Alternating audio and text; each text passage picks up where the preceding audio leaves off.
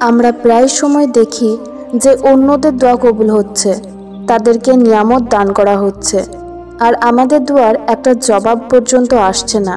তখন নিরাশ হও না যে আমিও তো এত দোয়া চাইছি। মনে বিভিন্ন রকম খেয়াল আসে যে হয়তো আল্লাহ আমাকে ভালোই বাসেন না, অথবা আল্লাহ তাআলা আমাকে দিতেই চান না, অথবা আমাদের দোয়াই হয়তো আরশে পৌঁছাচ্ছে না। আমরা কাহিনীর একদিক দেখে নিরাশ হয়ে যাই, কিন্তু আমরা এটা জানতে চাই না যে যার দোয়ার কবুলিয়ত দেখে আমাদের আফসোস হচ্ছে, সে না জানি কত দীর্ঘ সময় ধরে এর জন্য অপেক্ষা করেছে, তার উপরে কোন কোন ধরনের পরীক্ষা এসেছে, তার ইয়াকিন কতবার ভেঙেছে। কিন্তু একটা জিনিস ভাবো, হয়তো যেভাবে আল্লাহ তার দোয়া কবুল করেছেন, কি জানি এই পরীক্ষার পর হয়তো তোমার দোয়ার কবুলিয়ত লেখা আছে। তোমাকে বাস পুরো ইয়াকিনের সাথে দোয়া চাইতে হবে আর সবর করতে হবে। হয়তো তোমার পরীক্ষাও কিছু সময় পর শেষ হয়ে যাবে। আর যেভাবে তুমি কারোর দোয়ার কবুলিয়তে আফসোস করছো, এমনই অন্য কেউ হয়তো তোমার দোয়া কবুল হতে দেখে আফসোস করবে। এটা তো আল্লাহ ঠিক করার সময় যে কখন কে কি পাবে, তার উপরে কোনো মানুষের কোনো জোর নেই। কিছু দোয়া জলদি কবুল হয় আর কিছু দেরিতে। কিছু দোয়া আর তার কবুলিয়তের মধ্যে পরীক্ষা নেওয়া হয় না, আর কিছুর জন্য ছোটোখাটো পরীক্ষা নেওয়া হয়, আর কিছুর বড় পরীক্ষা নেওয়া হয়। কিন্তু যেই দোয়া আর কবুলিয়তের মধ্যে সবরের রাস্তা থাকে, সেই দোয়ার গন্তব্যের সৌন্দর্যই অন্য রকম হয়, আর মজিজা তো সবরকারীদের জন্যই হয়। তো হতাশ হও না, এখনও তো সেই মাকাম আসতে বাকি যেখানে আল্লাহ তোমার সব দোয়াকে কবুল করে নেবেন। একটা কথা সবসময় মনে রাখো, যদি গায়বী সাহায্য চাও তো সবার আগে সবর করো, কেননা সবর আল্লাহর অনেক পছন্দ, আর সবরকারীদের জন্যই আল্লাহ গায়েবী ওসিলা বানান।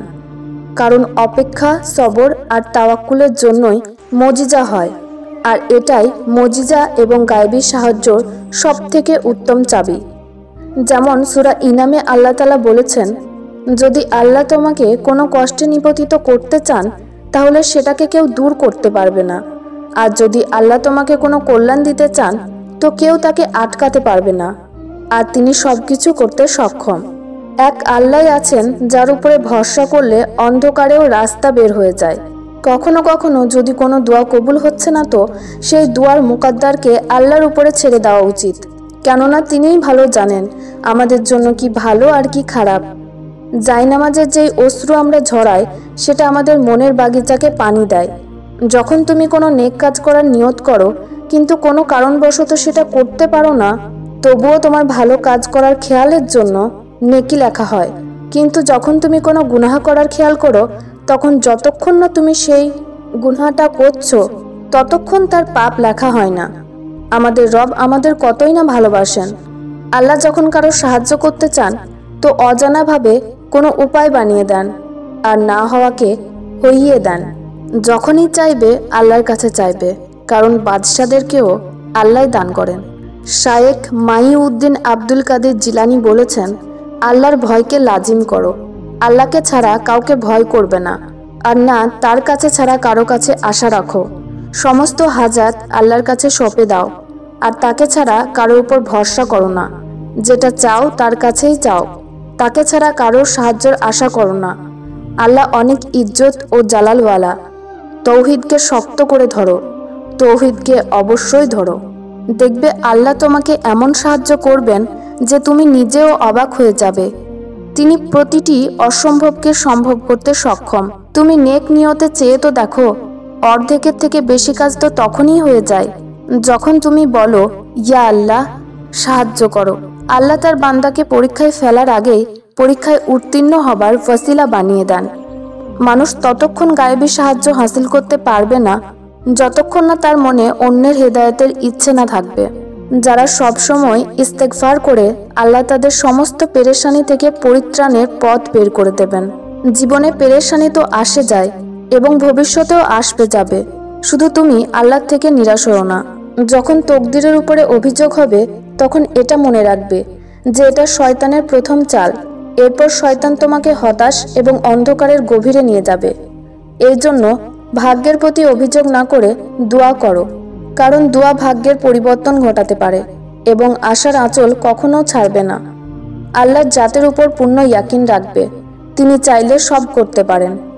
রবের রহমতের থেকে কখনো নিরাশ হও না। তিনি চাইলে পাথরেও ফুল ফোটাতে পারেন। যেমন তওবা কবুল হয়ে গেলে গুনাহের স্মৃতি মুছে যায়, ঠিক তেমনি যখন আল্লাহর তোমার সবর পছন্দ হয়ে যায় তখন তিনি তোমার মন থেকে সেই সব স্মৃতি মুছে দেন যেটা তোমাকে অস্থির করে। তিনি অন্তরকে প্রশান্ত করতে খুব জানেন। আল্লাহ পাক তো আমাদের 70টা মায়ের থেকে বেশি ভালোবাসেন। যদি তিনি তোমার থেকে কিছু দূরে করে দেন তো 1000টা এমন জিনিসও দান করেন যার উপযুক্ত আমরা নয়। যদি এখনো তোমার কষ্ট কম হচ্ছে না তো মনে রেখো, এখনো কিন্তু তোমার পরীক্ষা শেষ হয়নি। পরীক্ষা তখন সম্পূর্ণ হবে যখন তুমি তোমার চাওয়াতে সবর আর আল্লাহর ইচ্ছেতে শুকর করা শিখে যাবে। আমার প্রিয় আল্লাহ, কখনো কখনো আমি বুঝতে পারি না যে আমার এই মুশকিল অবস্থার পেছনে কি হিকমত লুকিয়ে আছে, কিন্তু আমার আপনার উপরে পূর্ণ ইয়াকিন আছে। আমি জানি আপনি আমাকে সেটা দেবেন যেটা আমার জন্য অনেক উত্তম হবে। আপনি আমাকে এমন জিনিস দান করবেন যেটা আমি কখনো কল্পনাও করিনি। তুমি তোমার দুঃখ কষ্টের হিসাব তো করো, কিন্তু তার নিয়ামতের হিসাব কি কখনো করেছো? সময় চলে যায়, আজকে যেখানে কষ্ট আছে কালকে তার জায়গায় খুশি থাকবে। কষ্টের নিচে দেবে নিজেকে শেষ করে দিও না। আল্লাহর উপরে ভরসা রাখো এবং দোয়া করো, আল্লাহ আসানি করে দেবেন ইনশাআল্লাহ।